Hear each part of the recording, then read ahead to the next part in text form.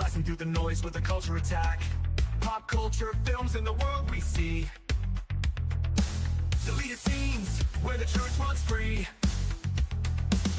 Take care, stay strong, we're breaking the mold. Be safe, stay healthy, let the story unfold. From watch parties, reviews to the news we spin. Deleted scenes, yeah, this is how we win. Take care, stay strong, we're breaking the mold. Be safe, stay healthy, let the story unfold. From watch parties, reviews to the news we spin. Deleted scenes, yeah, this is how we win. Yeah.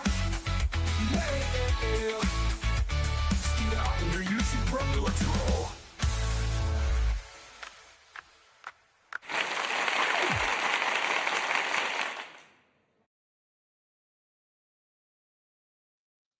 Good evening, ladies and gentlemen out there in YouTube land. I am Deleted Scenes, human being American, and YouTube Ronin. I'd like to welcome you to tonight's episode of Reserved Seats. Yes, tonight we control the vertical, we control the horizontal. I want to say hello to everyone currently following along on X. I can't see you, but I know that you're there. Joining us here in the live chat, Faithful Blue Wrench channel member, the Bird Woman of YouTube. Want to chat for her channel, Fluff Chick Productions. It's Connie Clary. My co-host on the Mystery Movie Night podcast, Enigma Severus. Bringing the Geeky Geezers raid in Netters Network. Friend of the channel, JPRPH1. All right. My guest is waiting patiently backstage, so I'm going to bring him on. Ladies and gentlemen, the host of Geeky Geezers, my fellow host on Live from Sparkwood and 21, and the co-host of Friday Night Last Call. Ladies and gentlemen, the president of the Flappy Fan Club, H. Boomer. Hello, I'm here. And just so you know, this wasn't because I was lazy and brought and left my icon on from the last stream, because it's a different streaming format we use on your channel. So I just re-uploaded it. It's Troy made this for me. It's a Lego Boomer on a. I like it. Yes. So anyway, yeah, here we are, and we're going to be talking about two movies. One I was ranting with you a couple weeks ago, so then I figured you mentioned about me coming back on, so I figured, okay, we'll do it tonight while it's still fresh in my mind, which I'm sure I've forgotten half of it already. But we'll see. Okay. We will see. Okay. Connie says Flappy for president. No, we could do worse. I'm telling you, man, he would give free bird seed to all. For sure. All right. So last week 2 weeks ago now, we were right, because last week was the member stream, but we were talking about a film currently on Shudder called Watcher. Yes. Which I think we can both recommend, despite some reservations here and there about it and some questions.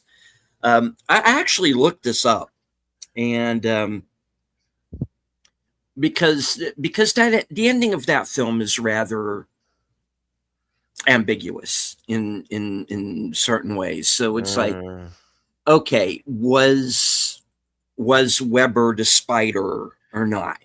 And I looked into this, and the consensus seems to be that he is, and I guess the guy who was arrested was the copycat, or yeah. So I got the idea that the guy who got arrested liked women's underwear, and that's why he had the clothes in his house. I think it was just like a weird fetish thing, but that he wasn't because they said they found her clothes in his house. Were they bloody clothes? They never said. He might have, when he was working on her pipes, he might have just stolen some of her clothes because he was weird. Doesn't make him a killer, though. Do you understand? Nope. That's what I thought. Yeah. Yeah. But still a good movie, still worth watching. Very Hitchcockian, very, very creepy, slow build film. Mm-hmm. Hello to Geek Flag with an innate nose. Good to see you, sir. All right. So We were kind of banding about some titles last week, and one that we hit upon was Longlegs. Yep. And you had some issues with it, and I was kind of wondering what those were. So we thought, okay, let's maybe talk about that. Hello to Enigma Severus and Chet. Are we discussing Bad Men Must Bleed? Because it was a tough one. Yeah, that was the film that Bill and I watched earlier. It's not good. So here's independent Western. Bad Man Must Bleed. That sounds interesting. That's a good title. It sounds interesting, but it kind of really isn't. Okay, so here's where I'm at. Yeah. Basically, I have, for me doing a pop culture stream, how often do I actually partake in a lot of these pop culture movies? And I realize I have not seen a lot of horror movies that people have been yammering about for the past couple of years. And I was like, darn it, I'm going to sit down and watch these horror movies. I'm just going to watch some of them and knock them off. And I very well, let's do Longlegs. That was the first one after I did my the Shudder movies I was telling you about last time. So I did Longlegs, and directed by Oz Perkins, correct? Mm-hmm. And I really liked the Blackcoat's Daughter, which he had done during the 2010s. I thought that was really good. I really liked the Blackcoat's Daughter. Very moody. Takes place at a girls' school, I believe, is a Catholic girls' school, I believe, and it's just there's demonic possession and murder and other things. It was good, and a bit of a twist at the end too with that. And he also directed The Monkey, which I had seen a few months ago, which is kind of a ridiculous horror movie, but I don't know if you've seen it or not. But I didn't see the film, but I'm familiar with the Well, I'll let short story. We can talk about it some other time. Yeah, but Indeed. And I know he's done some other movies, and I don't think I realized when I was watching Longlegs until after I watched it that this was Oz Perkins that did this. And I knew from people at work, they were saying there was a big viral campaign for this movie before it came out. Is that right? Oh yes, I even did a show on it. That the viral marketing did remind me very much of what they did with Blair Witch back in the day, right? And kind of played into the whole, is it real thing, because they started out doing these kind of 15 to 30-second ads, and they started out with the 911 call that you hear in the film, where the guy says, "It's not my daughter, and I have to wait until she's sleeping." It was that scene. Yeah. With just it didn't cut away. It was just the on the family photograph, right? And that was it. And I was like, okay, that's okay. We're being told, okay, this is going to be a creepy movie, but we're not, and you got to remember in the initial advertising, they didn't even say Nicolas Cage was in the film. His name was not even mentioned until they did the final two longer trailers. Right. So, they were even keeping the cast of the film quiet. Okay. So there's a lot of mystery behind. So I missed out on all of that. I don't know what I was doing. Okay. So I must have missed out on all of this. Yeah. So that was part of the big selling point of the Blair Witch. I remember when that came out. That was that might be another stream topic, but that whole the whole viral campaign behind the fact that a lot of people thought it was a real thing, a real documentary, and all this other stuff. Yeah. You'll still find people saying it was a real documentary. So, but this did have the actress from Watcher was in this. She is. Yeah. Am I getting her name right? Maika Monroe. Yeah. Maika Monroe, who I'm actually she's good. I'd like to see her in more things. I liked her in this because I almost didn't recognize her because her mannerisms, also her look is completely different in this than from Watcher. Yeah. Good actress. So I hope to see her in more things. I'll keep an eye out for her. But yeah. Movie starts out with this weird, what is it? Camera? Video? It it changes aspect ratios, especially when they go back and do like because basically the opening. Well, I don't want to call it a flashback because it is the first scene of the film, and chronologically it is first. But there are kind of cuts back and forth in time in this film. And when you see, because the movie takes place in I think around 1990, it's like late 80s, early 90s is when the film takes place, and it cuts back to 1974, right? And that is where we get the opening. Okay, and the movie takes place in the 90s, right? For the most part, yes. Okay. This is where we get introduced to Longlegs. Is that right? Right. And whose face we don't see. No. Well, I mean, very briefly, we don't really see him fully until about halfway through the film. Right. And you just get kind of these very quick cuts, side views, what have you. So, he's almost like, they almost kind of hide him like Jaws quite a bit, and he's kind of obscured in a lot of ways. Yeah. And which just makes that when you finally see a very clear shot of him, which is basically the scene where he's basically just standing there, and that just goes to make that far more creepier. Well, the whole movie's creepy anyway, even before. Oh, it's a creepy movie. Yeah, the mood is perfect. Yeah. Oz Perkins he's got a good eye. I mean, I don't want to act like I'm hating on this movie. I just, there's things in it that, in my opinion, make no sense, but we'll get there anyway. True. Yeah. Okay. So we have Weirdo. I don't know what he's talking about. He's muttering a bunch of nonsense, which I'm sure is important. Well, yeah, because what is he talking about when you first see him, and then as things progress, you kind of get what his MO is. Is it like, you're my daughter now, or I'm your friend, or something like that? Yeah. I don't know. I'm just, okay. He's acting weird. I'm trying to see his face. It's bothering me. Okay. Yeah. It's Nick Cage. Well, it'll bother you when you see his face. Well, I know. Yeah. I know what Oscar. You want to see more of Nick Cage? Just watch the Spider Noir series. Okay, that's not what this movie's about. Okay, yeah. That's don't get me started on Longlegs.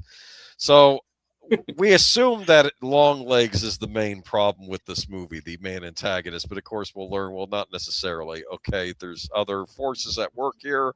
Mm-hmm. Fast forward into the 90s. This is where we get our young FBI agent and her partner in some weird scene where the guy is talking about how it's not like it is in the movies, or maybe saying, no, he's saying it is like it is in the movies. You go door to door and just say, have you seen this little kid, right? Because a kid's gone missing, right?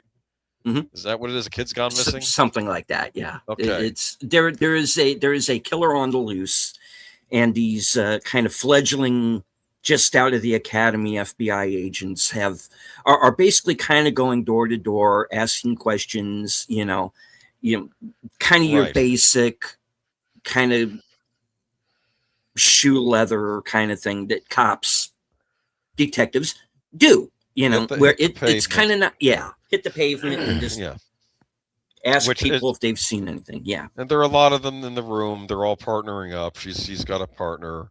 Mm-hmm. I guess he says, okay, I'll ask the questions, you hang in the back. Okay. Right.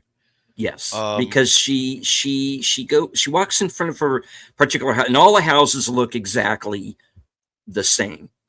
And that's the house. She basically says that's the house, and so our lead character, Lee Harker, who's Micah Monroe, and her partner Fisk, he goes to the door, and he basically just takes one right in the melon right away. The door opens and bam, and he's out of the movie. He's out of the movie, and then there's this and saying, "Dad, I think," does she go into the house or does she call for backup? I No, don't remember now. she goes into the I house. think I was yelling at the TV. Why aren't you calling for backup? You just had Well, agent yeah, down. why? Call for Yeah. backup. Agent down. This isn't even like you're chasing a set. Like another your partner has just been shot. Guy is in the house. Call for backup at least Mhm. before going in. But she doesn't do that. She goes in. Okay. So she goes in, and basically she goes into this upstairs bedroom. The house is empty. Everything is kind of wrapped in plastic, like, hazmat's getting ready to come through the place or something. Yes. And he's just sitting there in this upstairs bedroom with his hands up, and he just surrenders. Yeah. That's it. Yeah. He kind of knows he's effed either way. I mean, why doesn't he kill her? I don't know. Because he could just as easily do so, but he surrenders. Maybe what was bothering him was wearing off. Maybe because in this film, when you are kind of dealing with what you ultimately find out, is it possible that he is under the sway of outside forces? There we go. He could be. We'll say what those forces are. Yeah.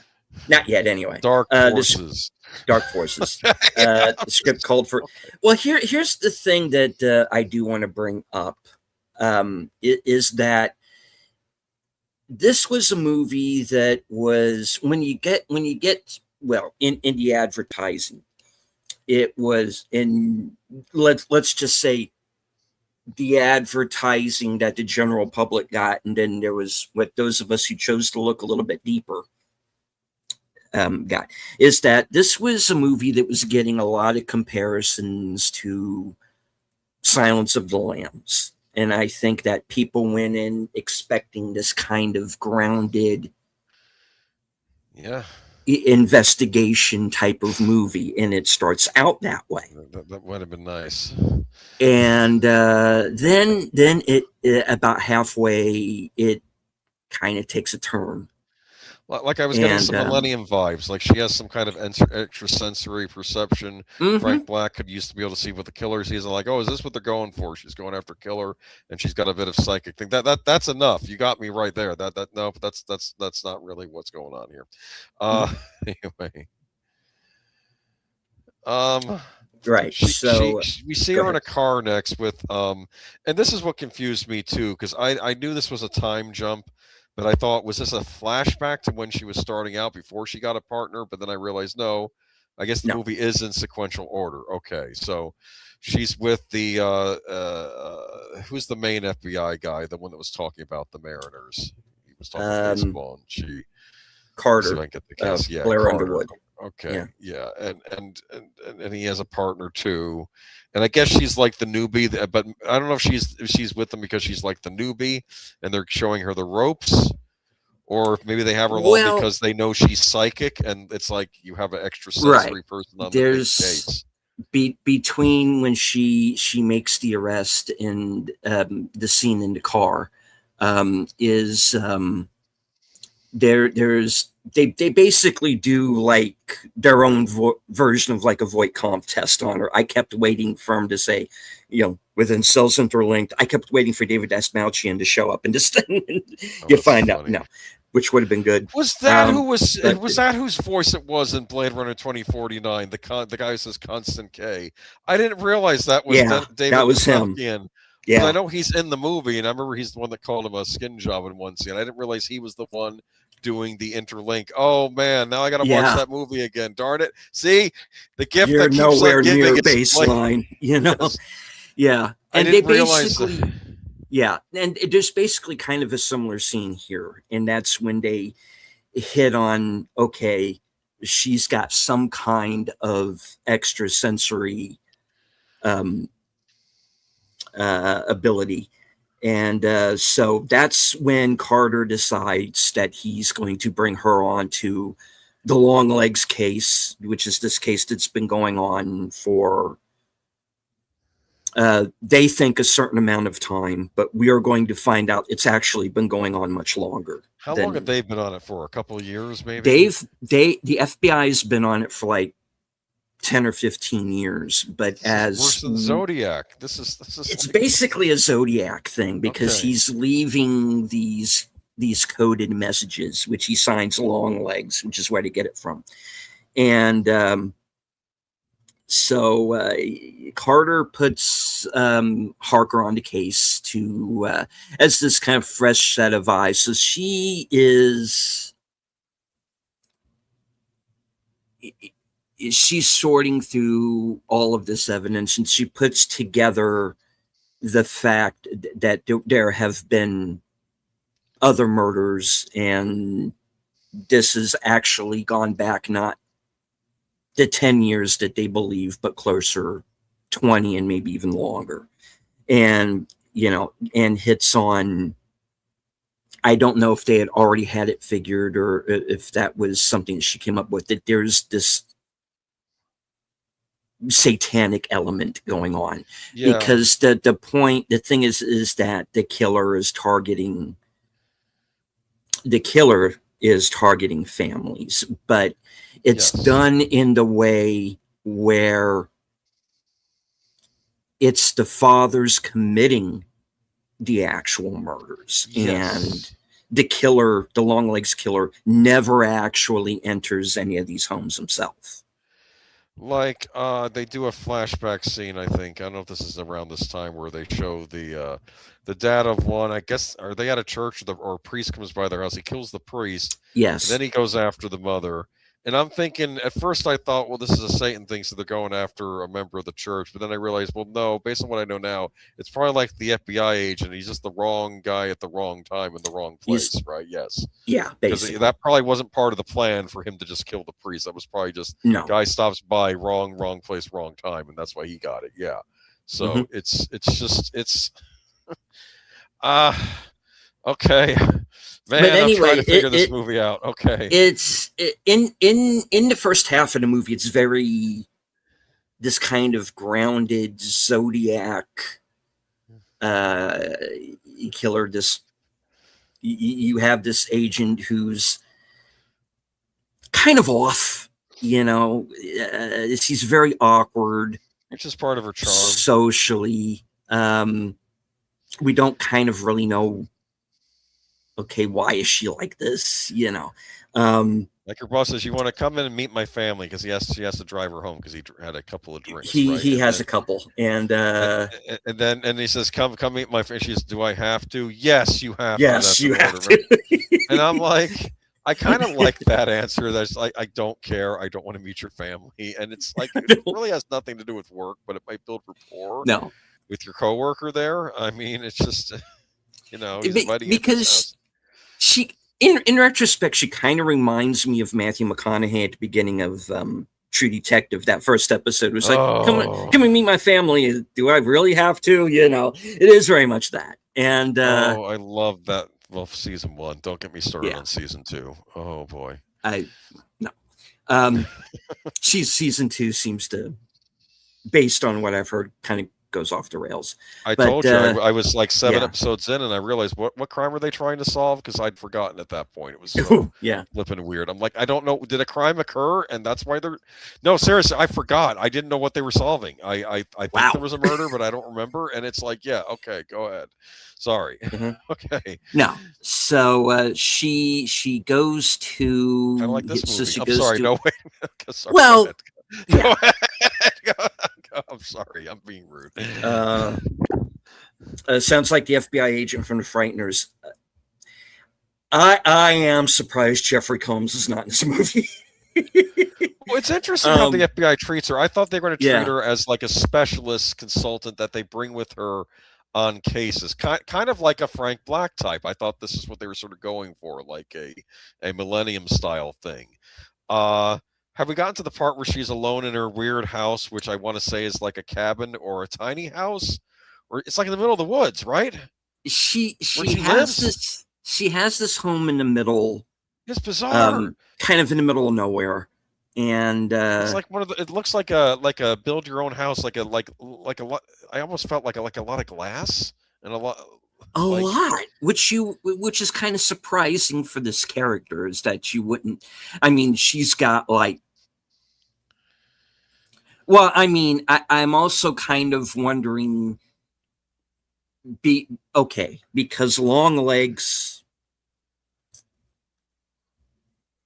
when basically she solves his code, and you're right. Longlegs decides to send her a message, send hello to Outlaw Bill, and so Longlegs decides to send her a message, and it's this and it's a birthday card, and remember birthdays because it's going to be later. It's a ninth birthday card, ninth year birthday card, and basically kind of birthday and congratulations for out my code. Here's another one, and basically the message that he sends to her is, okay, you figured out my code, congrats, your mother. And he explains in the note exactly how he plans to do this, and it's not pretty. So you're okay. How does this guy know so much about her? How does he know where she lives? Because when he delivers this message, it's not just delivered. He delivers it himself. He walks into her house and leaves it on her desk. And you can see as she goes outside to do the whole, investigate a strange noise trope. She goes outside and he comes in, and you can see him behind her in the window. Doesn't she see him go in? She turns around and she sees him inside the house. Yeah. The killer they've been chasing. Does she know it's him? Well, I would think by the time she finds the message, I think she's got to know at that point, yeah, this is the guy. She doesn't do anything. I mean, she looks at the note. It's like I would have been scared. She doesn't call. Does she? I don't think. Does she even tell the FBI he stopped by my house last night? If she does say so, we don't see her. Okay. Tell them if she did, because what we've had previous to that scene is this kind of very awkward telephone call that she has with her mother, played by celebrity Al Pal, Alicia Witt, Yes. of course from the David Lynch Dune, season 3 of Twin Peaks. Oh yeah, and Cecil B. Demented and many other films and television. Yes. So she's here as well as Lee's mother, and who is this former nurse. And we come to find out a little bit later, when we do finally meet her, she's kind of a hoarder. She's got this, house full of junk, and she's newspapers, newspapers. Possibly, it's kind of hinted that she might be on drugs, and so there's this very awkward kind of conversation where the mother wants her to come and visit, and she doesn't want to. But when she realizes, okay, my mother might be under threat from this guy, she goes to the house and has, again, this kind of very odd conversation. She has a very, very odd relationship with her mother. And you know why she has an odd relationship with her mother? Because her mother is odd. She has an odd relationship with her mother. Yes, her mother is I just thought yeah. this is just a weird character. I didn't pay her any mind. I'm like, okay, can we move on? What is this? You don't know. Is it because Lee finds like needles, and it's very obvious that the mother is shooting up. Okay. But yeah, okay. So it's okay. This is a woman who is kind of fallen into drugs, might be ill in some other fashion. Either way, she's not well, very clearly. And right. So she mentioned something about her saying a prayer at some point, or is that when she was in the hospital? Well, the line is it was her mother asks her, "Are you still saying your prayers?" And she says, "No, because prayers scare me." So yeah. And the idea that you're getting when you get to the flashback sequences where you see the mother when she was still more or less sane is they're by themselves. There's no reference to Lee's father, like at any point at all. I looked for it. They don't even mention a father. It's 1974. Maybe he got killed in Vietnam. You don't know, because there is. I think in one scene that I think I remember like a folded flag being in the background in one scene, or maybe I'm just remembering wrong. But that's kind of the idea that I got. Anyway, the father is out of the picture. He's not mentioned, and you don't see hide or hair of him. And I kind of almost get the impression that it's very much a Margaret White Carey relationship, but not without the religious zealotry. I kind of got that vibe out of it. Like, this is almost like a movie in itself. Are these, What? That's kind of the idea. I guess I don't know. The mother's. I'm like, okay, can we move on to the murder case? That's what I was thinking when she goes by this. Yeah. Stop by the mom. It's like. Yeah.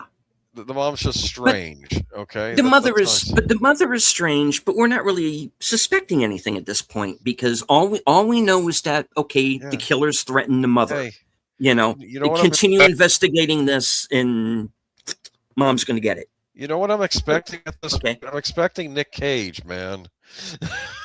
And we get him eventually, and sure. We find out. All right, so when we dig a little deeper into the case, they are led to Lee and Carter are led to a farmhouse that was owned by the Camera family, which is the family where the priest is killed. Only in this case, the daughter is not killed. She survives.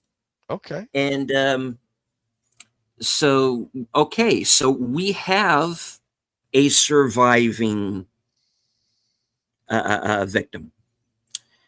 So what happens is Lee and Carter go to the farm that was owned by this family, the Cameras, and they go into the farmhouse and they find this life-size doll of the daughter, Carrie Ann, who's played by Kiernan Shipka from the movie you brought up earlier, Blackcoat's Daughter, and of course was the daughter on Mad Men, and she's Sabrina the Teenage Witch now. Yeah, good actress.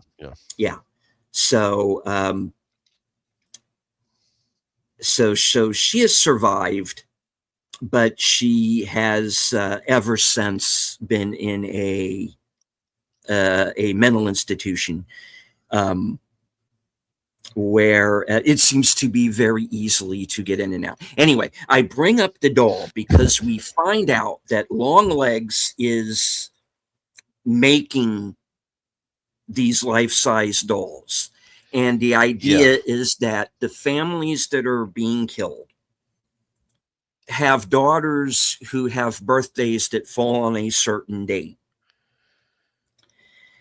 And he delivers, or as we find out later, has them delivered, these life-size dolls of the daughters who are having their birthdays.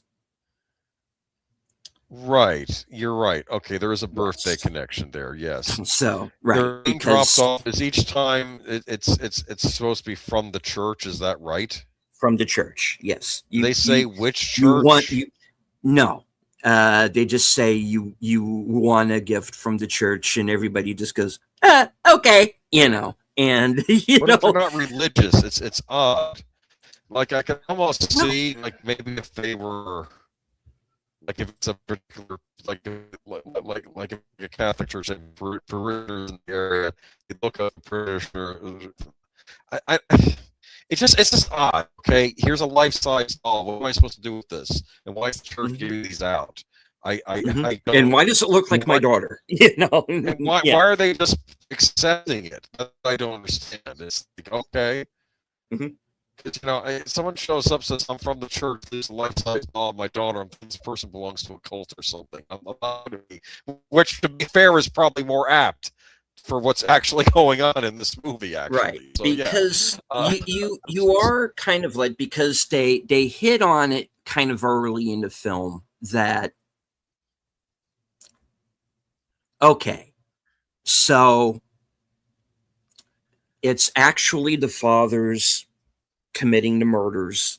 It is Longlegs never enters the home. So who's delivering these dolls? Obviously, he has an accomplice. And so does this mean that it is a cult? That's kind of the idea. And for a while in the film, that's kind of the basis that you're going on, is that there is this cult that is doing this for whatever their purposes are. So after the discovery of the doll in the farmhouse, they basically autopsy the doll, and there's this nothing strange here except for the silver ball in the head, right?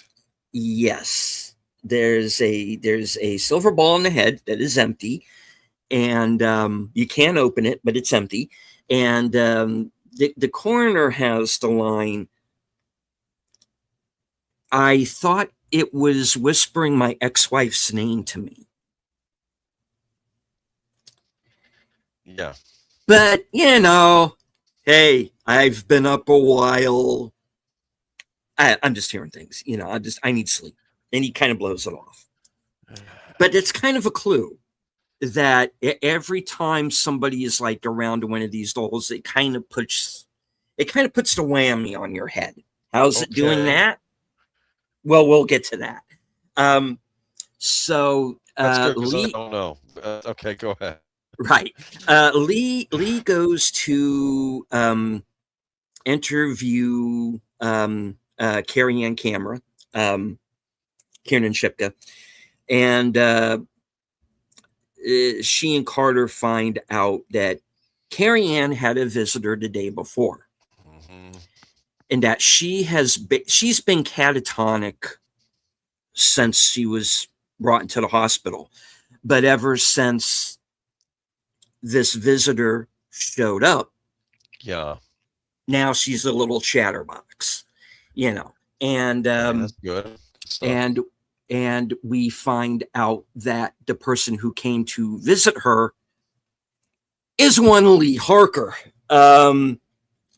Or I should say, Longlegs using Harker's name to get into this facility, which appears to not have any guards or security of any kind. And the guy says, budget cuts. And they're like, well, don't you like check IDs or have any cameras? And the guy's like, that would be a good idea. And I'm like, what? You know, because even in the 90s, I would think that a psychiatric hospital would have, like, I don't know, security. You know, you're not in the, you're not in the dark ages. Okay. You know.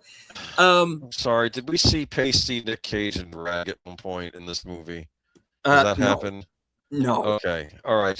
No, I he is don't not remember. I remember he did that weird thing with his hands in the liquor store. Okay. Okay. Well, I left out a scene. Is he goes to this? It makes no consequence on the movie unless I'm missing something. Other than the show that he's obviously a nutcase. And all right, so Nicolas Cage plays a character named Dale Ferdinand Cobble. And it's always three names with these guys. He's Dale Ferdinand Cobble, and he's a Satanist. That's what he is. And makes is he the nice kind like the Anton LaVey types, or is it like I'm just kidding? No. And he makes no bones about. He doesn't try to hide it. He's a weirdo. He's an albino. Oh, that's why he was so pale. Okay, all right. Basically, he's an albino, and like his face is all like kind of really puffy looking, and he's got this very long, scraggly white hair. He looks demonic. I'm sure I've met plenty of people like him in my customer service shops over the years. Anyway, that's fine. Yeah. Yes. So he goes to this kind of hardware store. He's like buying the painting. That's right. He's buying the supplies that he used to make these dolls. Because he is in the process of making one. For who? Stay tuned. So he has this whole weird freak out in the car because the young girl at the desk, who seems kind of stoned herself. I just thought she was bored, but that's fine. Bored, or maybe I don't know. She kind of, either way, it kind of looks like she doesn't want to be there, and she's even less thrilled with having to deal with Dale Cobble. So she's a whack job. She kind of, obviously, and she kind of, Dad, that creepy guy's here again. Yeah, because he's a creepy guy and he's bugging the young lady. I get it. Yeah, okay. And he's has this kind of freak out as he's driving away, and after freak that, out, I'm responsible for all this evil stuff. I'm gonna get you, or something like. I was half expecting, I was half expecting something to happen to the girl at the counter. I thought that was gonna be like a victim, and there was gonna be like a serious, no. And I'm not entirely unconvinced that something didn't. To be honest, I don't know. I'm expecting to see Longlegs in a movie called Longlegs, and I feel like we see very little of Longlegs in this movie called Longlegs. I tell you, watching the movie again last night. Okay, wow. He is in more of the movie than I remembered him being in the first time around. All right, maybe I need to give a second look. Okay, yeah. He's not in a lot of the movie. No. There's. You have the scene at the beginning, and then he's kind of gone until about 40 minutes in, and then you kind of get him on and off and on. Well, we'll get to that point until a certain point in the film, and then, all right. Well, anyway, so Lee goes to interview Carrie Ann. And it is kind of this case of Arrested Development. She's very childlike in the way she speaks, very kind of country, kind of, in just kind of the way she talks. It's very much upstate New York hillbilly. I got you. Okay, hillbilly. I don't know what to say because. Okay. Because, we know from the flashbacks that she was kind of, again, someone else who kind of lived out in the sticks. As everybody in this movie is either in the suburbs or in the sticks. Right. Okay. And she's kind of farther out than most. And she says, and she kind of talks about, like the events leading up to you know, her parents' deaths and, you know, getting one of these dolls. And the doll has like these kind of red glowing eyes, and it's Yeah, very that's obvious. yeah. It's very obvious that the parents are kind of slowly going mad. Um, um, the mother's cutting herself. The father goes out and kills the livestock. And Yes. then and you know, there's this scene where he's got like the doll on his lap, and it's obvious that the parents are no longer of the right mind anymore. Right. And the father eventually snaps, kills this priest that's visiting, and kills the mother, and then himself. But he leaves Carrie Ann, and Carrie Ann, like we said, becomes catatonic until Longlegs comes to see her, and then she says words to the effect that, you know, you know, if he told me to jump out the window right now, I would do it. If he told me to kill you right now, I'd do it. You know, so she's very much under his sway. Okay. You know, much in the same way that the parents seem to be. And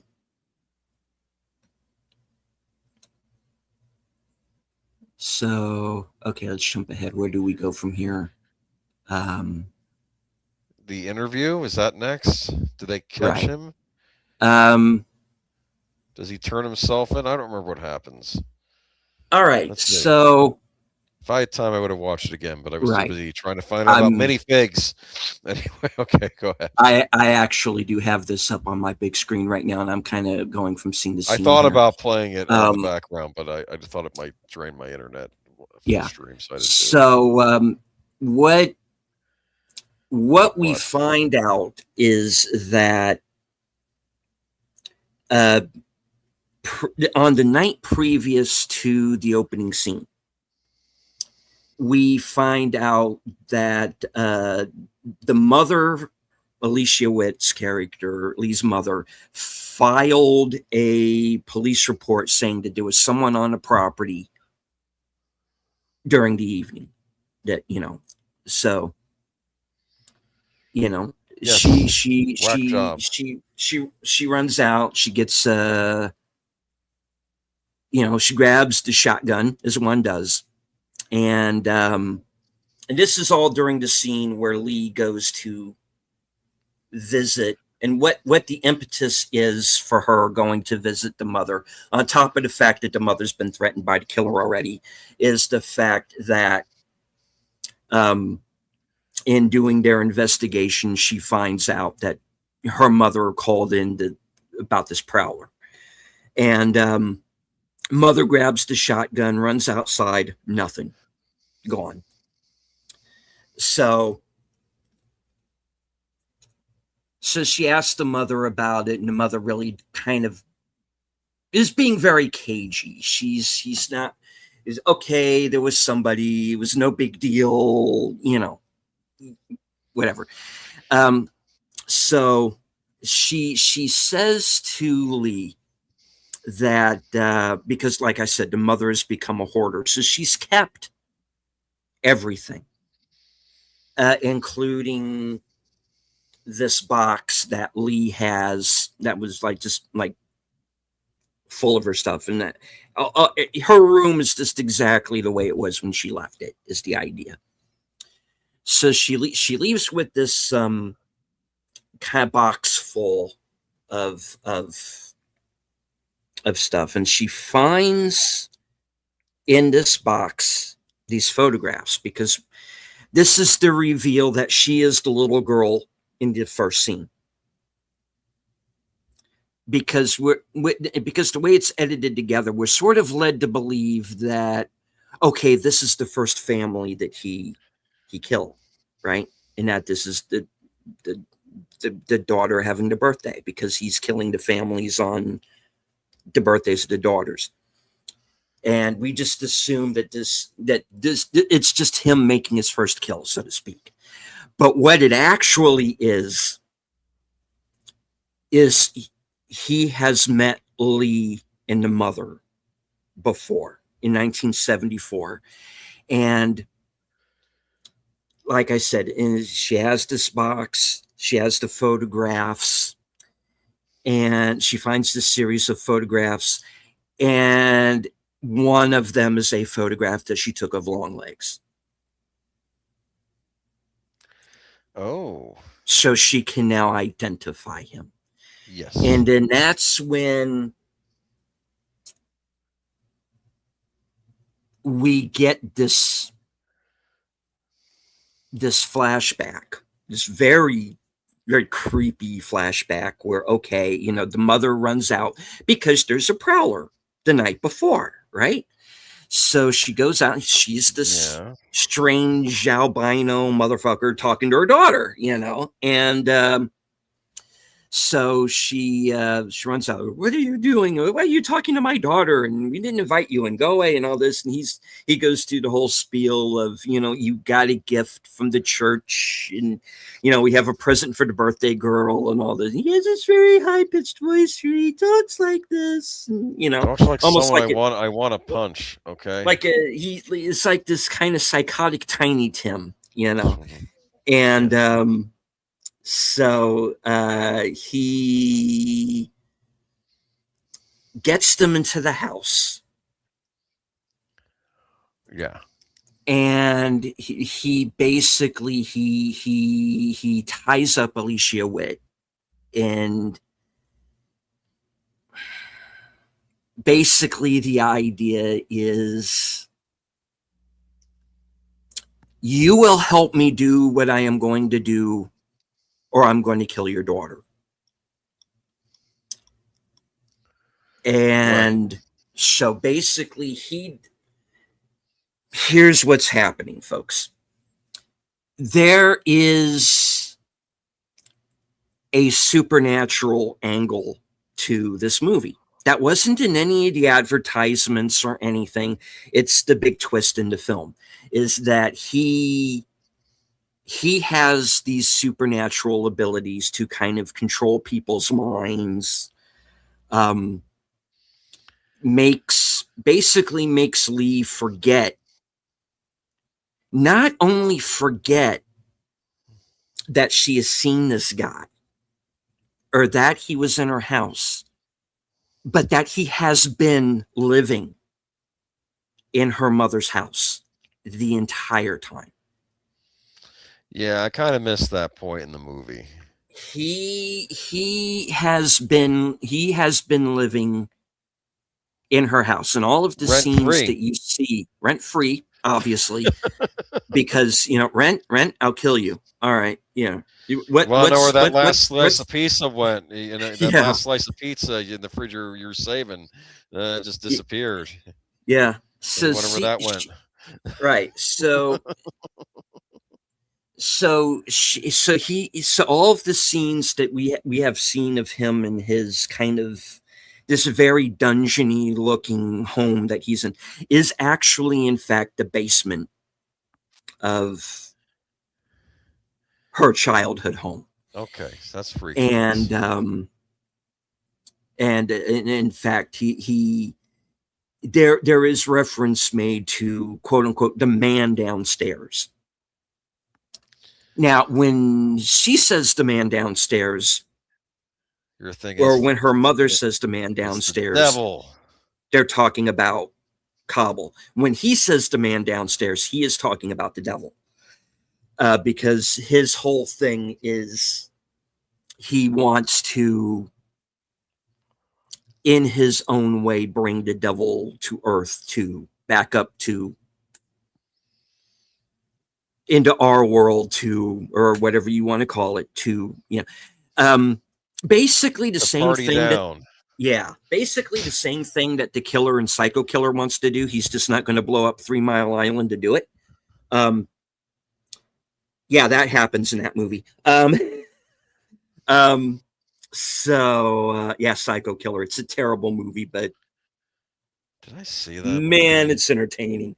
Especially when Malcolm McDowell shows up, because of course he does. I like Um, him. He's a good actor. anyway, so she now has this photograph. I remember now. I saw this guy before my 9th birthday. Um, he was at my mother's house, and she's starting to remember now everything that she had been made to psychologically block out. And this also goes to explain how Longlegs seems to know so much about her, because he's living in their house. That's how he knows. And he just put like his whammy on her to make her forget. Put the whammy on her. Yeah, that's how I'm putting it. So she's got his face. They very quickly get a name. And even though we've seen him driving around in a vehicle of his own, he is very suddenly at a bus stop out in the middle of nowhere. And that is when he's got 2 suitcases, backpack. It's actually a really cool looking shot, because you see all of this, kind of farmland and mountains and all behind him. It's actually it's all snow covered and picturesque, very picturesque. And he is very quickly surrounded by local police and FBI. So, okay, 70 minutes in, killer captured, movie over, right? No. Well, for starters, does a murder happen? A father murder happen? No, never mind. Not at this point. Okay. All right. So I thought there was another one. Okay.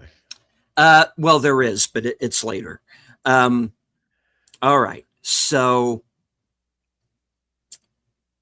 they begin interrogating Longlegs, and we get these very creepy kind of videos, little video clips of just him just being a complete whack job. And he says, is Agent Harker here, because I want to sing happy birthday to her? And he does.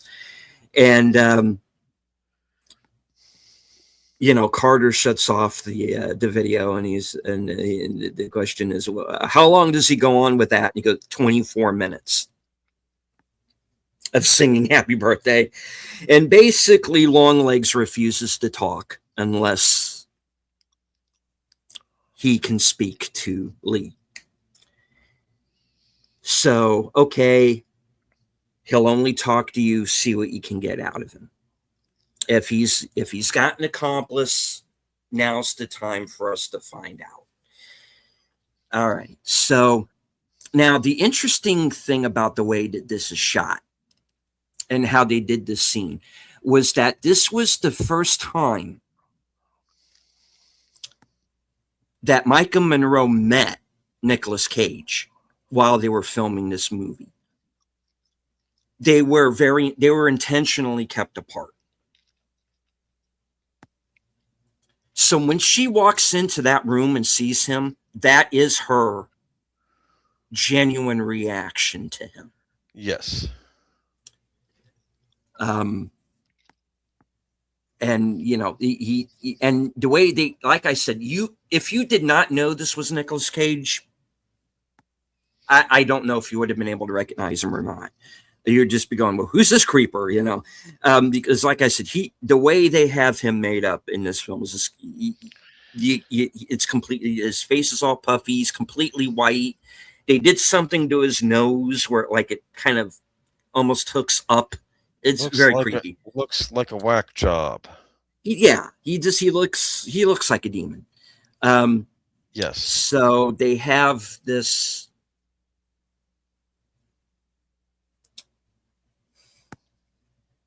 I don't know. Did they really anyway, they have this conversation, and kind of everything kind of comes out, I guess. And yeah, Longlegs does himself in. Yeah, he bashes his face into the table. And he self-deletes. And this is before they can find out who the accomplice is. Does he break his nose and like the part of the nose goes into the brain and that kills him like Bruce Willis did in that one movie? What was The Last Boy Scout, where he punches the guy and the piece of the nose goes into the right part? Because I don't know how he died exactly. I mean, I could see just by bashing his own head against a table. I guess that's what he did. That's what he did. Yeah. Okay. And so Longlegs is out of the picture, and he basically, before he does so, he gives this whole kind of manifesto as to kind of why he's been doing all of this. Does he explain why? Like what? And he kind of does, and it's okay. It's basically is that he, like I said, he is a Satanist. He wants the devil to come back and party time. And basically the idea is did the devil leave? Because the devil seems pretty present in this movie. Like, what is the goal here? Well, he has the line, I want to spread a little bit of him everywhere. Okay. And that's what he's trying to do, is that it is like I've said in past shows, that death by corrosion. And that's what he wants, is that sense of dread that,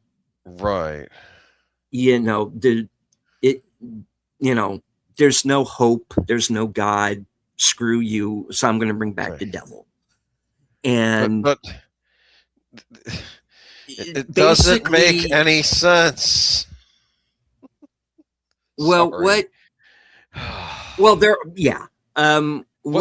it is, what is Christian that theology is this operating under? Is even a like what are the rules for the devil in this? I mean, I saw The Witch. That was like Puritan theology, right? Okay, like what's the devil's master plan? I thought the devil's master plan is I'm gonna corrupt souls. Well, when you're controlling a dad to murder his family, that's not really corrupting a soul.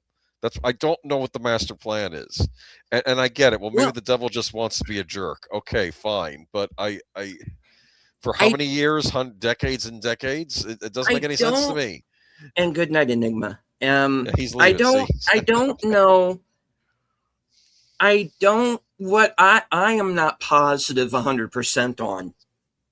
Like, and maybe like this Hellraiser, he's drinking the blood so he can get physical form. I mean, I don't know what this is.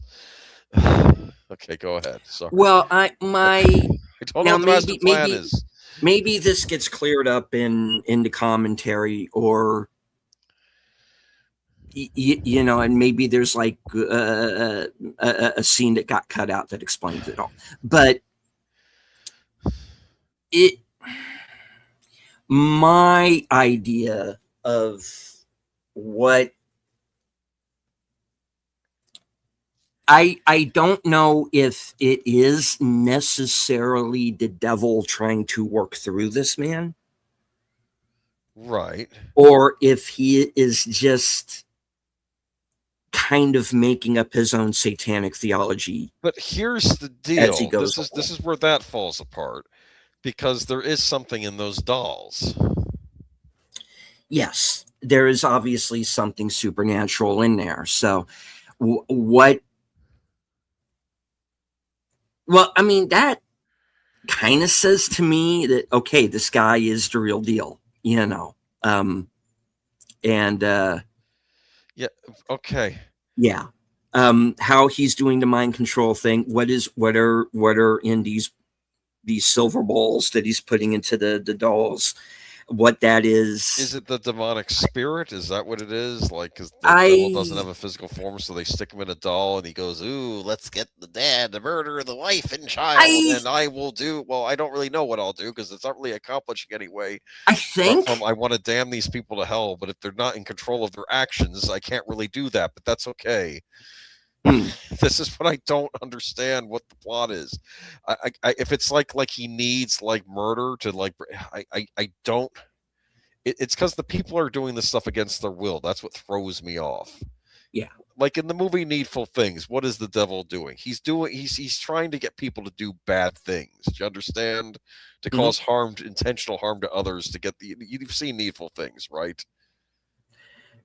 Not all of it, but enough to understand. Because there's like two versions of that. There's like the theatrical 2-hour version, and there's like a 4-hour. I've only seen the theatrical. Apparently, the 4-hour version, people are saying it was going into Twin Peaks territory because it goes into the townspeople more, like their weirdness. But no, but the idea behind Needful Things is though that's in my opinion the best movie I've ever seen about the devil because it's very clear he's this old man that gets people to do horrible things, and like things get worse, and even when people do small things like a little prank, it makes things worse. You understand? He's trying to get the town to tear itself apart by having things go small and escalate. Do you understand? Right. But with this, I don't know what the devil's master plan is. I don't know what Longlegs' master plan is because he bashes his head into a table before anything even happens. I'm like, I'm waiting for this big conflict between our FBI agent and Longlegs, and he just, I'll take myself out. Nah. I'm like, what's the point? Of course, we have Alicia Witt, who I guess is still carrying it on even after Longlegs has died. Is that right? Yes. And is that a big spoiler? I don't care at this point. Okay. Don't be listening anymore. Okay. Well, look, this movie's a few years old now, and I think I think anybody who wants to see it has seen it. Okay. And if it's like kill 7 innocent children and families, the Antichrist will be born. Like if it's something like that, I get it. Like there's a plan there. I don't know. Like if it's. Even what was the other one? This is a devil movie I love a lot, which is called The Last Exorcism, which I think is one of the best horror movie protagonists I've seen in a while. Have you seen that one? It's a found footage. I have. I don't think the ending makes sense. The ending doesn't make sense, but I like the. No. You almost wish they'd gone with our original supposition that it was all just fake, and they just let it alone at that. That might have been kind of fun, but yeah, I like the idea of the what do you call it? I like the idea of the preacher doing the fake exorcism, and then he runs into a real exorcism scenario. You know? Yeah. I enjoyed that movie a lot, but it's just here I just don't. I don't know what the plan is. Like, what is the point of the dolls? The dolls put the whammy. Do the dolls put the whammy on people, or does Longlegs put the whammy? Like, is Longlegs controlling the demons to just do murder? It's so he can do murder. Is that what it is? I take it as like a mind control. I just don't know how necessarily the rule. That's the thing, is that it really doesn't give you. What are his rules? Okay. What is he capable of and not capable of?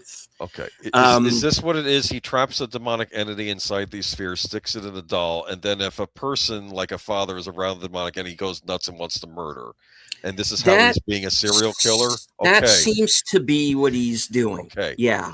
Because I don't know what the devil's role in this, unless the devil is being controlled by Longlegs, like how Ash tried to control the fear demon to miserable results in Ash versus Evil Dead. One possibility, and I'm just throwing this out there, is what if the reason why he looks the way he does is that, and you kind of, and you definitely see this in Alicia Witt too, as between the 70s scenes and the present day 90s scenes. Is it possible that being under the sway of this demonic force is like starting to like degrade like the possessed people, because that's kind of the idea I'm getting. You see the way Carrie Ann's parents are, and you see them as they start to, as they start to fall more under the sway of this entity or whatever you want to call it. Right. Okay. That's kind of how I'm getting it, is that, it almost like starts to again corrode your body, So I have a very question. slowly. Is this a single entity that he puts into each doll and then lets it out after and puts it in another doll, or is this like different demonic entities he's putting into Well, each doll? That's not okay, explained. Is this okay, just the devil himself, Old Nick, as was said in the 28 Years Later movie? yeah, I like okay. that name, Old Nick. So let me kind of try to maybe explain that a little bit. Is when she goes back to the mother's house, because before Longlegs dies, when Lee asks him, who is your accomplice, who is working with you, and he says, ask mommy. And of course, Lee herself is now remembering, okay, we know this guy, and so she goes back to her mother's house, and she's driven up there by the other agent, Browning, because he feels, well, I don't think you should drive right now. I'll take you up there. And so while Lee goes into the house, we get a shot of Browning alone in the car, and almost bleeding into the background, Alicia Witt. Okay. And she walks up to the car. Blam. One barrel, walks around to the other side of the car. Yeah, don't know if I saw that coming. Yeah, I wasn't. I'll say this: I wasn't expecting her to be a menace, as she turns out to be. Right. So we realize at this point, yeah, she is full on with Longlegs at this point, and Lee runs out, sees that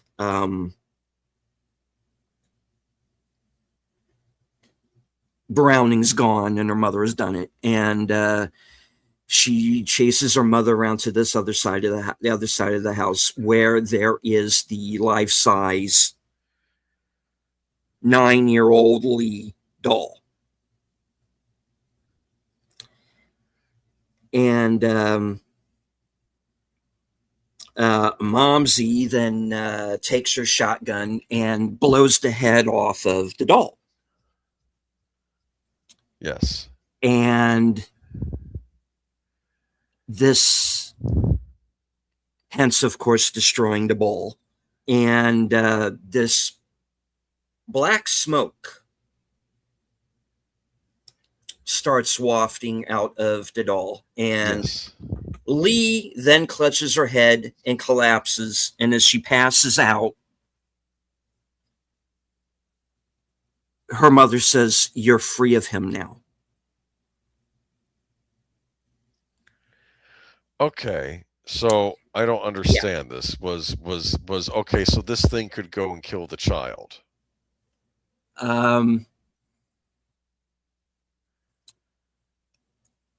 The doll would get up and kill her or something. I don't understand. No, you see, because does Longlegs have powers over these dolls? Does Longlegs have powers over the dolls? He, or whatever he's putting into is he the controlling dolls the things he's putting into them, or are these like just like he's trying to figure out a way to murder people and not get caught by capturing demons and putting them in these dolls that will then have a bad influence on families? And well, is that what it is? Because that makes more sense, because that makes it more about the killer than it does the devil, because the devil's motive in this doesn't make any sense. That's what's throwing me off here. All right, that's all. Okay, fine. Okay. Well, I don't know. I don't know. Maybe that's the part of it that is, and that she practices. He prefers the Devil's Advocate, which I've never actually seen. So I Well, have again, to. that's again where you have Al Pacino playing a corrupting force. He's trying to corrupt people and probably bring about the end of the world. But Mhm. he's trying to corrupt people who might be otherwise be prone to good. Do you understand? Mhm. But there's no corrupting because he just kind of, it's like a possession. It's like the devil takes possession, or Yeah. the hatred of the devil infuses the humans to do bad. I don't understand. This is what's throwing me off, and it's not made clear. Like, I don't know, like what is Longlegs theology or cult thoughts? I anyway, go ahead. It's Yeah. what throwing me off of this whole movie, and I don't understand it. Like, what do the dolls do? Why can't she shoot the doll at the end? Well, she can't shoot the doll at the end because she runs out of ammunition. To Does which, the daughter has to shoot the doll? The one that looks like you have to be the just. well, no, because Alicia Witt shoots the doll that looks like Lee, so that's not a problem. You can destroy these things if you know what you're dealing with. You can just destroy it. You can shoot it. You can blow it up. You can do whatever. So anyway, as Lee is passed out, we get another flashback,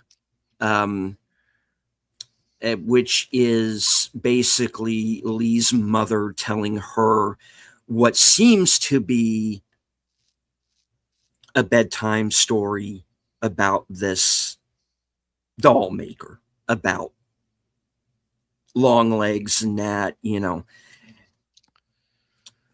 right. I'm up to that scene now. Says there, and they do like a close up to the balls that he's putting into the dolls, and there's a little bit of the devil in everyone. Okay. And that the line is, he made the little girl forget. In that he wants the little girl for himself. Why, again, not really explained, but that the mother will do anything to keep that from happening. So that is why she becomes his accomplice, obviously, to save the daughter from this demon, or this guy who thinks he's a demon, whatever you want to say. So she is the one who goes into the home with the dolls, and she kind of becomes his delivery woman, basically. As she says in the film, she used to be a nurse. Now her job is murdering families. And we see kind of the aftermath of that and what that's psychologically and then eventually physically starting to do with her. And that's why she's on the drugs, to kind of numb herself. And it's just this very, and Alicia Witt is so good in this movie because she just, Oh yes. yeah, you feel so sorry for her, because, and then at the same time, you kind of wondering, this is also the woman that took out at the age of about 8, took out one Baron Vladimir Harkonnen with a sandworm. How come she can't take Nicolas Cage? But anyway, I don't know. That's not the thing with these kids that are getting killed. Because part of me thinking, is this like Lucy Butler on Millennium, where we're eliminating future leaders that might do good in the world? Maybe that's why. Maybe these particular families are being targeted because they might produce people who could be of benefit to the world and make the world a better place. So let's that would be an idea that would make sense. I go ahead. Obviously these are like religious families, because the fact that someone, and she's dressed like a nun for one thing, Yeah, so I guess she is each time. For start, I thought she was dressed like a Quaker in one scene, but I guess it was always kind of this. Well, she's kind of dresses like that anyway. This kind of very, kind of Quakerish, kind of, um, Okay. is someone that you don't see as a threat. So, of course, naturally, you would let her in, because I what mean, would that it's the hurt, 90s, so I guess it wouldn't Well, be the as weird 70s as at that today. point, too. But, yeah, either way, so you don't see her as a threat.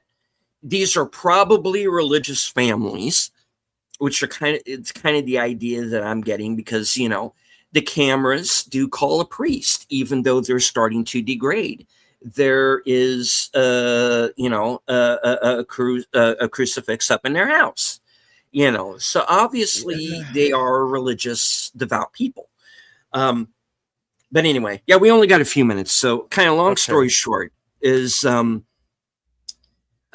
Check out Weapons. I'm kidding. We'll do that another time. we'll do that next. And yeah, Weapons is the better movie. I do agree. But all right. So who have we met that has a birthday coming up? And that is Ruby Yes, Carter, of course. Carter's daughter. Yes. So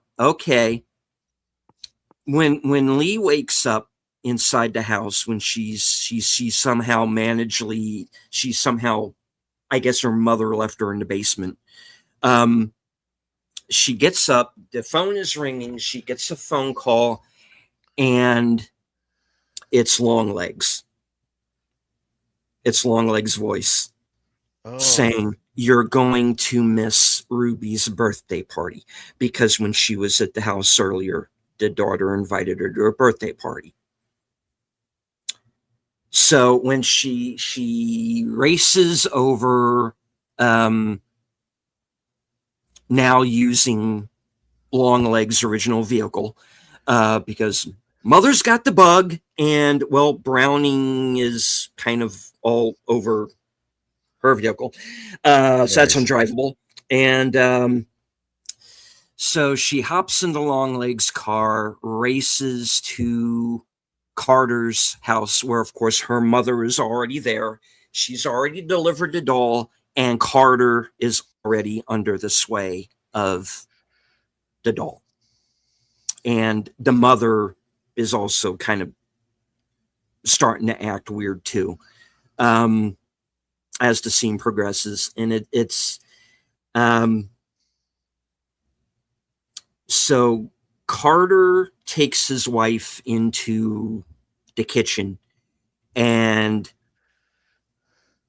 kills her.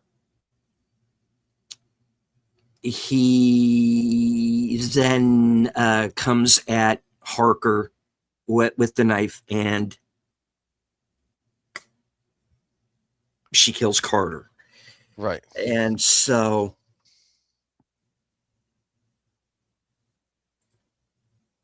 basically the mother starts off with,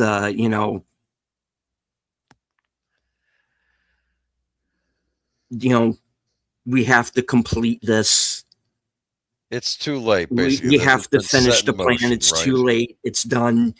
We have to kill the daughter now and all this. And she puts her last round right through Mom. Yes. So Alicia is gone. And we think that the threat is gone, but we still have the doll. Yes. All right. Now, here is my theory on what happens at the very end of the film, because Lee says to Ruby, "We have to go.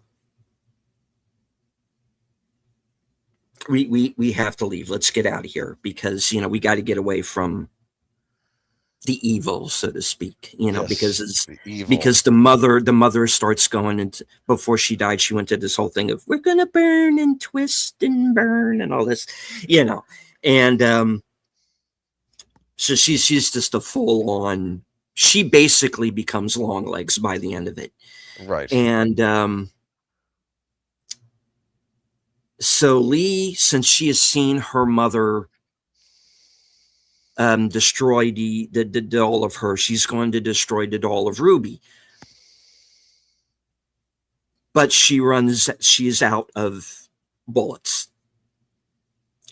And she can't. So my thought would just be, okay, you're in a cop's house. He probably has a gun. Take his gun and shoot the damn thing. She doesn't. And I think at the end,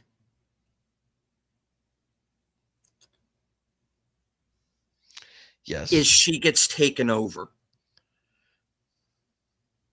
by the evil and the doll. Okay. That's what I think happens. The Now, little girl or I think both. okay. Because I'll explain. I'll do it this way because this I know about. It's not in the film. The ending in the scripted version of the film takes place present day. 2024, time of the movie. Okay. And Ruby, now an adult, is basically doing the long legs thing. She is now delivering the dolls. Now, what happens in the script between how the film ends to where the original scripted version of the film ends, I don't know. But I think by the end of the film, the threat is still there. Well, yeah, I got that impression because it's not dealt with, and then the credits roll. So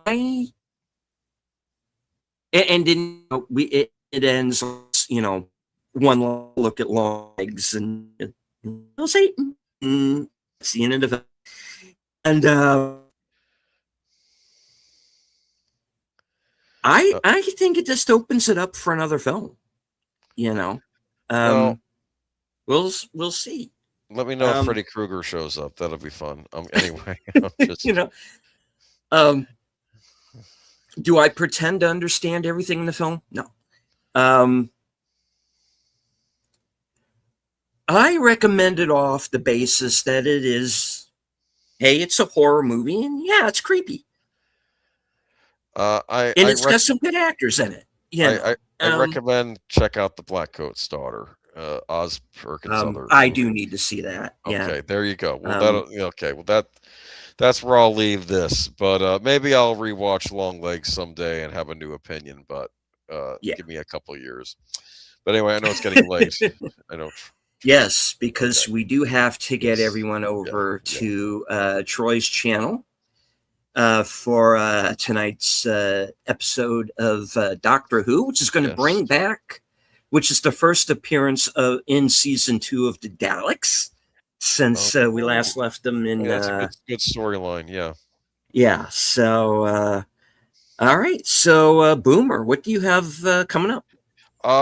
Nothing. You can check me out on your show, Sparkle 21 on Tuesday, and Friday I'll be on with Troy to talk about. We had something to talk about. What was it?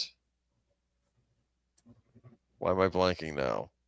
Okay. Well, I'll be on last call. Okay. Yes. All right. And as for myself, of course, as Boomer said, Sparkwood 21. If you are a member of Troy's channel, tomorrow night, last call members night at the movies. And it looks like it's going to be, unless the poll has changed since the last time I looked at it, it looks like it's going to be John Carpenter's Vampires is going to be the movie. So join us if you're a channel member over on Troy's channel. Join us for that. I'll be on the panel. Tuesday, Sparkwood 21. Thursday, I am going to be joining Outlaw Bill for Action Theater, and we will be watching Raiders of the Lost Ark. I've heard of it.